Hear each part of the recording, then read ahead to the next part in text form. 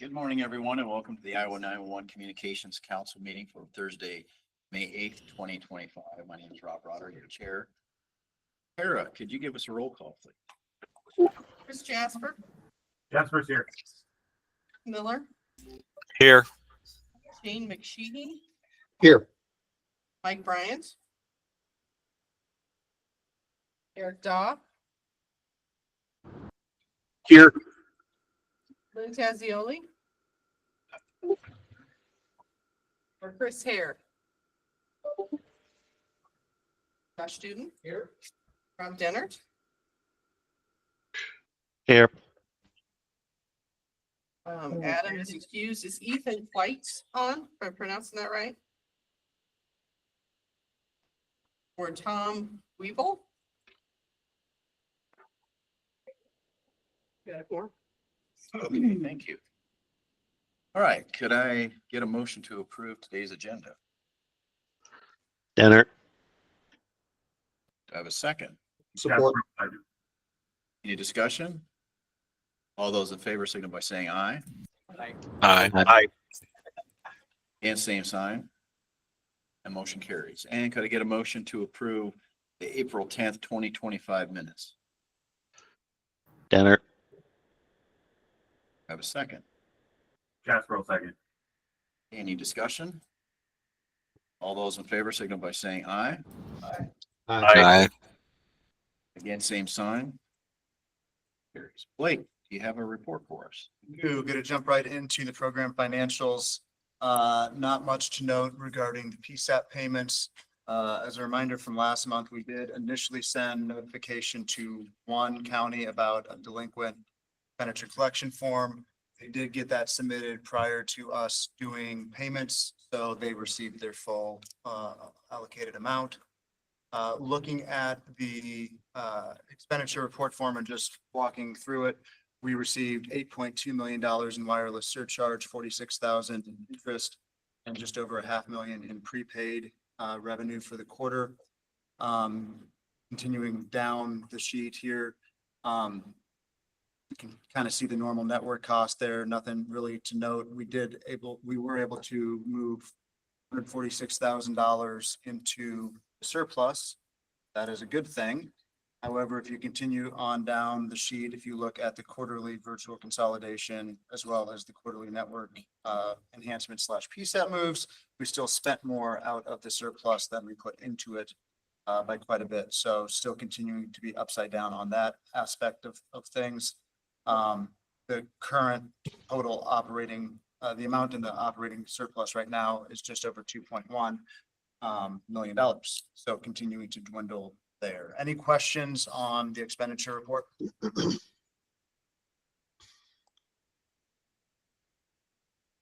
Not, I will jump into slides. All right, so talk through the program financials.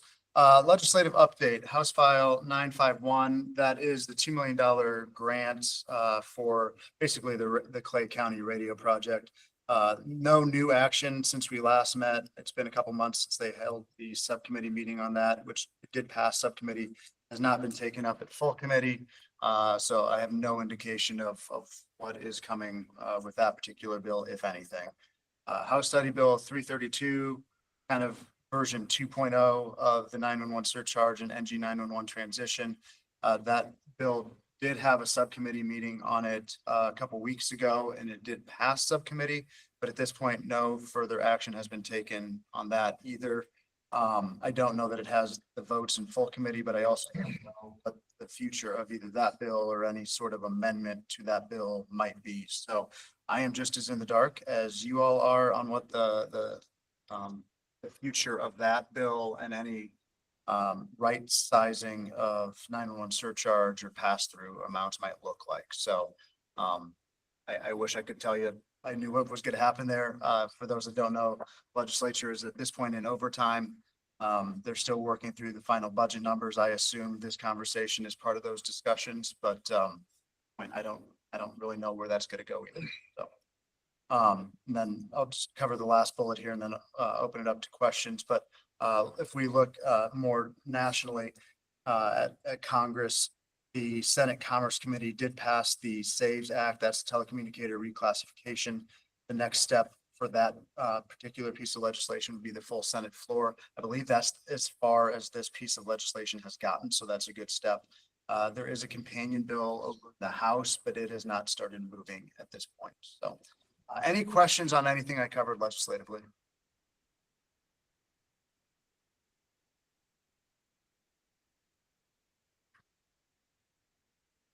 Moving to GIS grants, in the month of April, all 99 counties did meet the benchmarks. There was some additional text that was sent out with that, email earlier in the month of May that covers, the April grants. And Jessica from Geocom, are you on to talk through some of that?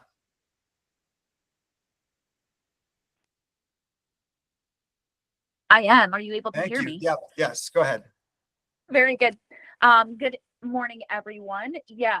So in the email that Blake sent out, below the benchmarks, we did provide some details on some things that need to be looked at in the GIS data for standardization of the attributes for the next steps of Next Gen 911. So if you have not had a chance to look at those, or if you want to follow up with your GIS person, those are the type of things that we're looking at. Items like there shouldn't be any abbreviations in the Next Gen 911 field, or the word county is missing from the county field, just some cleanup type of stuff. With that being said, we have reviewed the entire statewide data set, and we have very specific guidance for each of the counties. And Geocom will be sending that out to each county to provide them some additional guidance. But again, if anybody has a GIS person that has a question, please send them our way, and we are happy to help them. Thank you, Jessica. Any questions for her before I move on?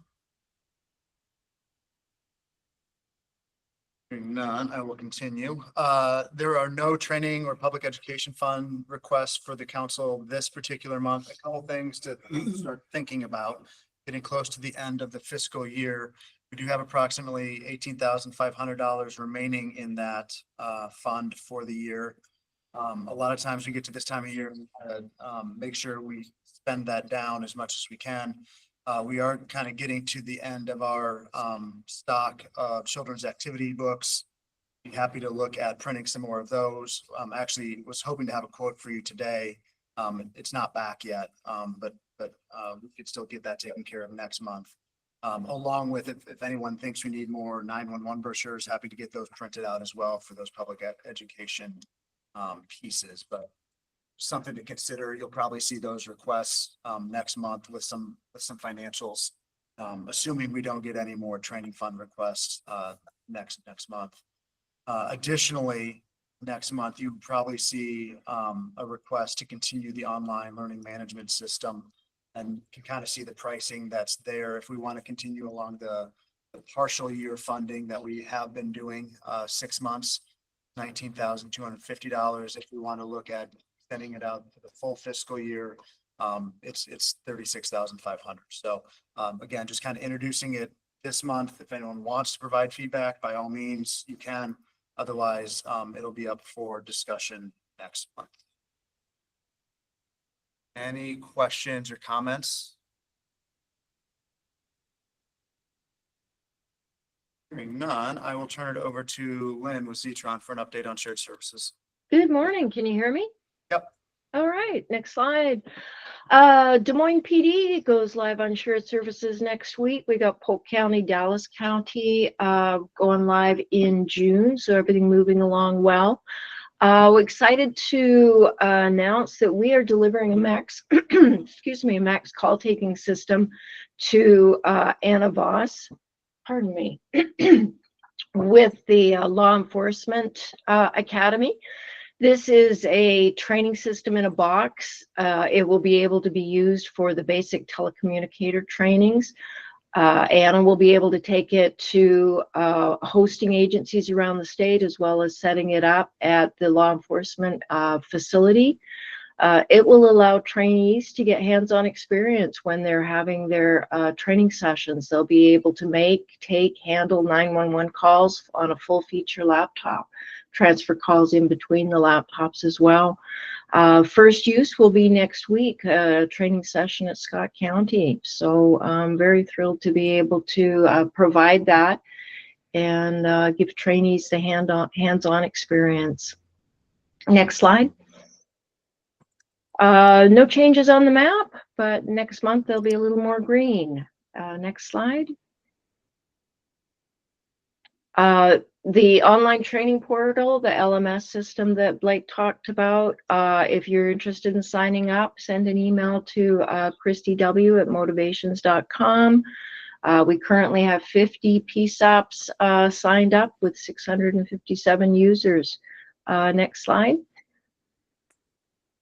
Just letting you know that the LMS has 3 new I6 courses, Radio Basics, Pursuit Communications, and Status Board. If you want to register for any of those classes, you can log into the portal, go to the course catalog, and search by name and sign up for those. Next slide. As always, if you want to get on our list for our periodic newsletter, just send an email to me at lynn.warren@zetron.com. And that should be it, if there's any questions. Just one additional thing to note on the Law Enforcement Academy training system that was provided free of cost to programs. That was beneficial given the current funding situation that we find ourselves in. So any questions for Lynn or myself? Otherwise, I will turn it back over to you, Mr. Chair. Okay, thank you. Up next, we have a couple of visitors, John Gish and Tracy Bearden from the Iowa Attorney General's office here to talk about coordination with Iowa PSAPs on sexual assault examinations. Welcome. You can just talk the room. Okay. All right.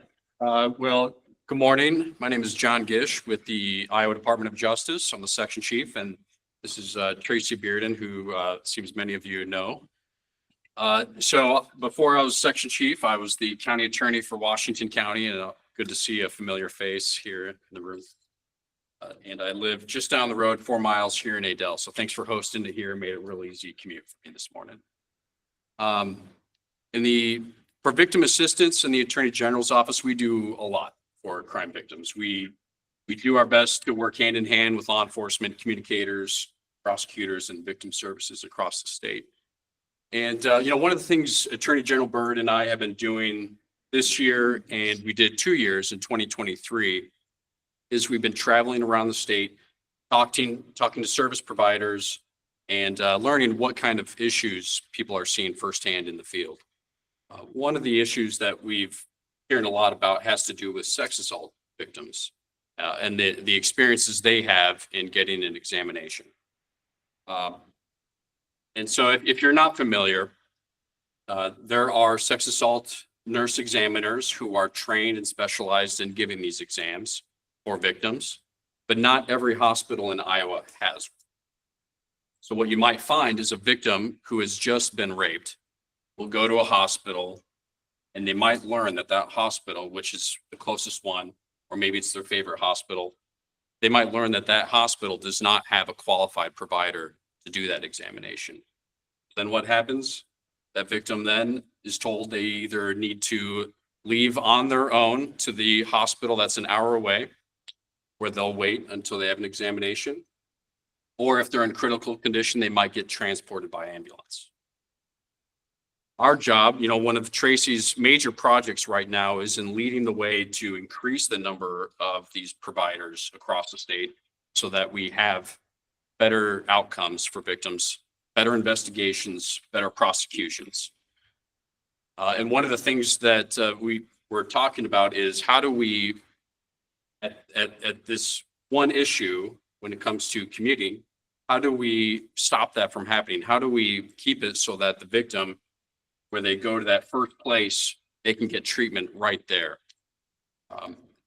One tool that we implemented in December was that we will now pay for a nurse for their mileage to go from facility to facility or from their home to the hospital where they'll perform the examination. The goal of that is to limit the movement of that victim. They don't have to move. They don't have to go from hospital to hospital. They go where they want to go, and the nurse will come to them. What we've learned in the roundtables, the Attorney General and I, is that sometimes the hospitals aren't always talking to each other. And maybe there's not a system in place for that nurse to be called in to that particular hospital. And Tracy, with her background, had the idea of, well, what if we talk to PSAPs? What if we talk to communicators who can maybe dispatch that nurse, who can page that nurse to bring them in to that hospital? So that's why we're here today with two hopeful requests. One, that we can learn from you and you will share your expertise and your experiences on and this idea. Again, it's just an idea. We're nothing fleshed out yet. And some counties already have systems in place, but this is an idea that we welcome your input on as we to see if it's even feasible. And then if so, to work towards development of it. And then the second thing is we would like your support in us being part of a webinar with telecommunicators so we can talk about this and bring this to the local areas. I think you guys have a lot of resources and a lot of knowledge, and we have that red piece of the pie, which we don't know if it's going to work or not. But with you being that first responder, and often you are that first call that a sex abuse victim has and that first contact, and maybe that's where it can be told and whispered to the law enforcement or to the medics that there are resources available. And I know you guys communicate with hospitals, and hospitals have dispatch centers as well. And so some of you guys have more technology and funding than others, but if we can find a way to close this gap so we can better serve victims, that's, I think, what everybody wants. And so we're just asking for your help and your insight and knowledge, and maybe you guys have something that's even better solution to this, but we can't do it on our own. So we want your assistance. And I would say ultimately our goal, the utopian dream is that every hospital has multiple nurses on staff that can perform these exams, but we know that always going to happen. I mean, Washington County, we did not have any. Thankfully, we had Johnson County to the north where victims would go to the University of Iowa for these exams. And we know for smaller counties in Washington, it might be even harder, but certainly welcome your thoughts, and thank you for having us here, Chair. Yes, sir.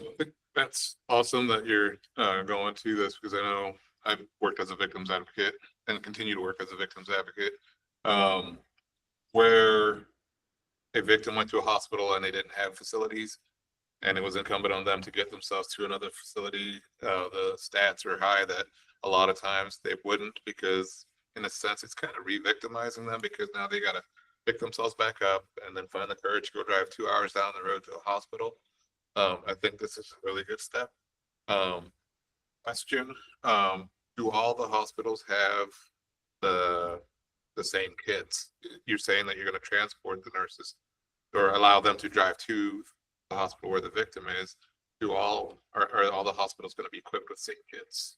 Well, first of all, thanks for what you do for victims. And you're exactly right on the data that a lot of times victims, when they're told you need to drive an hour away, they're just like, just to go home.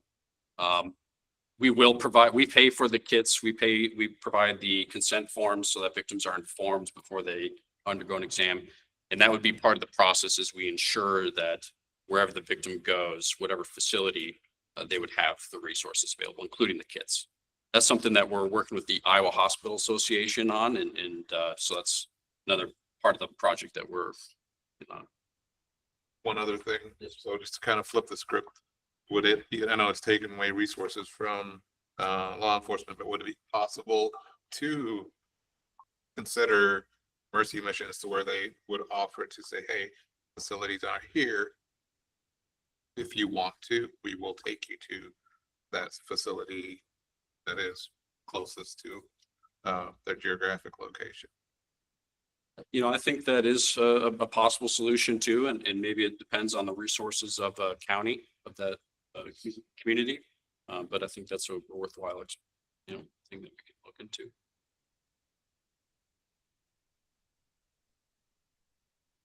One thing to add, we're currently working on the EMS to hospital communications plan.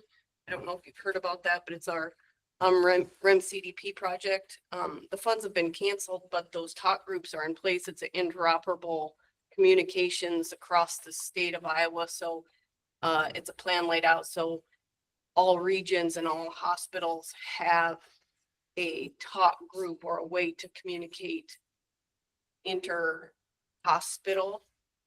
So this would be a good communications platform to begin that project, I think. It's great. Yeah, great idea. Thank you.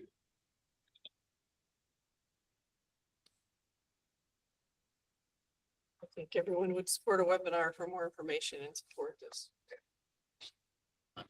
Absolutely. Yeah, I've got a card with me.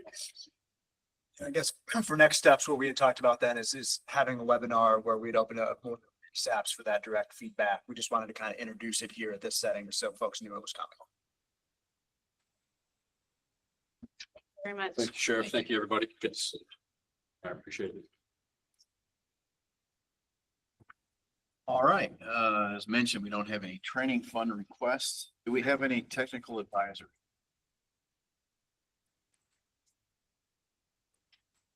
Hearing none, then can we get an update from the Iowa statewide interoperable communication system?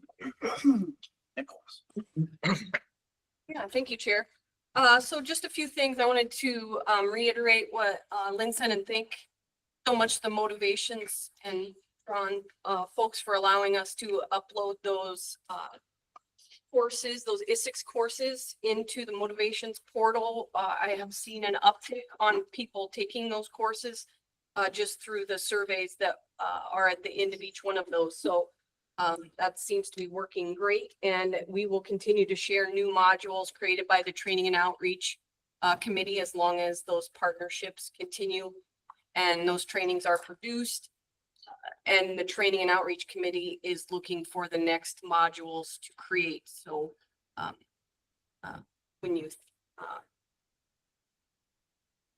when we hear from you what's needed, we will work on those. The Communications Technicians course is scheduled June 2nd through the 6th. That's a state-sponsored course and registration continues. There are currently 10 students and there's room for 16.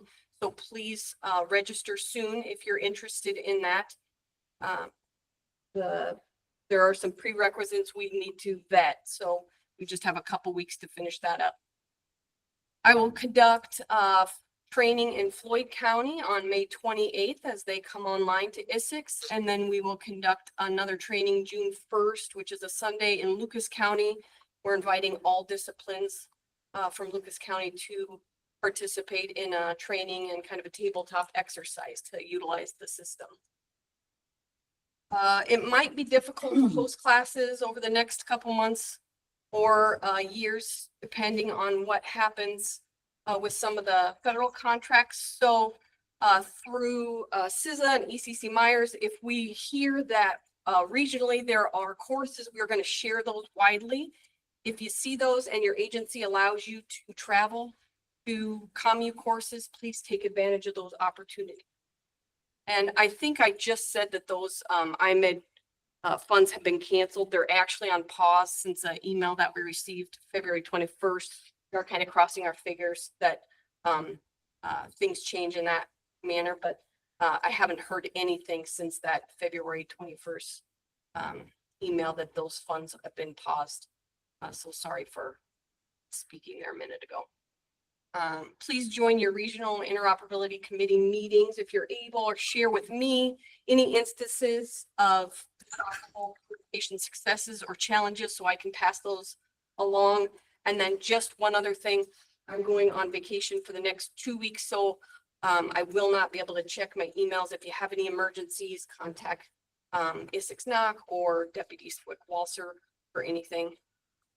And that's all I've got. Okay, thank you. All right, next we get an update from U.S. Department of Homeland Security, Cybersecurity Infrastructure Security Agency. Chris Myers.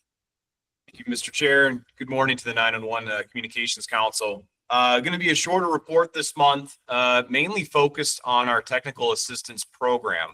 You just heard Swick Nichols talk about several things about how this program is changing, and just like a lot of other programs within the federal government, there is a level of evolution that is occurring right now. First order of business with respect to that is that the request period for April 2025 has been extended.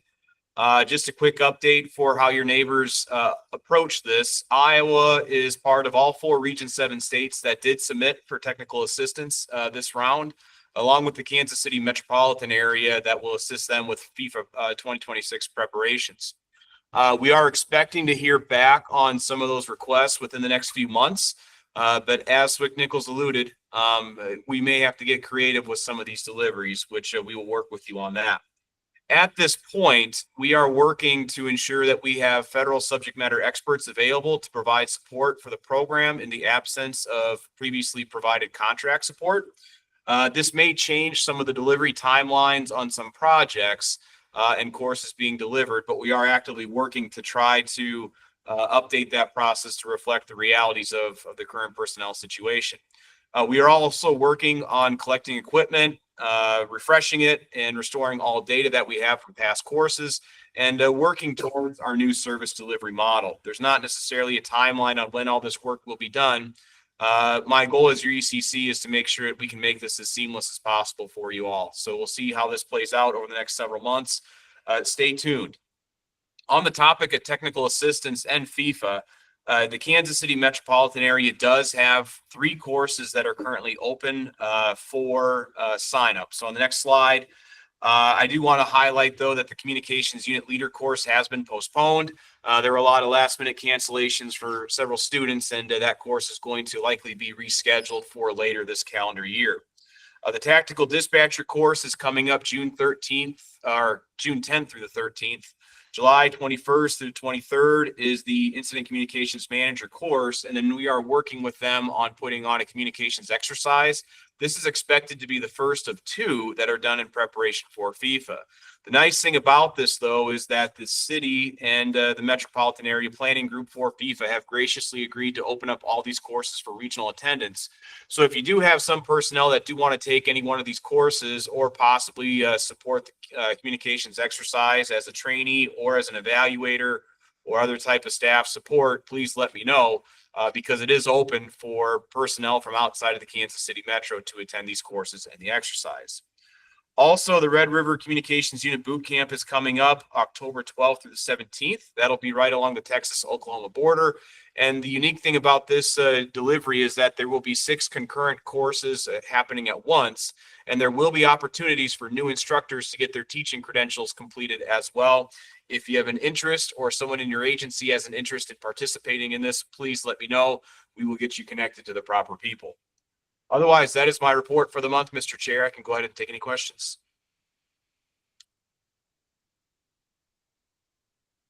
Okay, thank you. All right, Blake mentioned some of the legislative issues going on. Are there any other comments or additions to legislative issues anyone would like to make?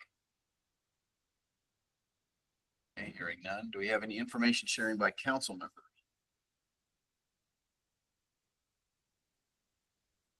I don't have any unfinished or new business or travel requests. Do we have any business from the floor here in the room? Do we have any business from our virtual participants? Okay, hearing none, I would entertain a motion to adjourn. So moved by Daw. All right, do I have a second? Jasper will second. All those in favor signify by saying aye. Aye. Aye. Okay, we're adjourned. Thank you, everybody.